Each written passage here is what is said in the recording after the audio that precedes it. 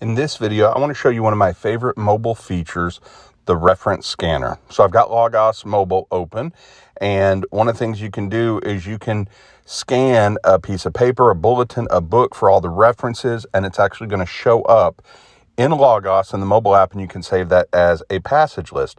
So to find the reference scanner, you're going to go to your program menu. So the three in the bottom right hand corner, the three lines. When I click on that, I'm going to scroll all the way down to where it says tools. Right there, I've got that tools as the first section, and now I'm looking for reference scanner. It's kind of in the middle, has the camera icon to the left. When I click on that, it's going to open up this photo, your camera app, and I'm doing this in my car so you can see how this might work after church with a bulletin, but this is going to work anywhere.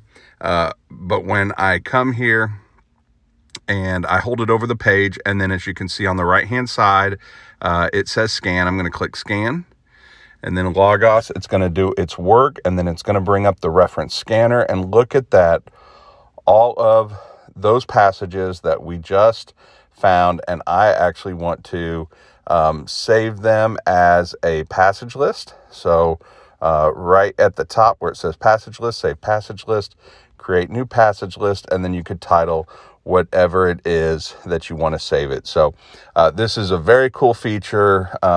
If you ever somewhere and a print book and you want to get the references from that print book, Bible passages, great way to do this. So the reference scanner in the mobile for Logos Bible software.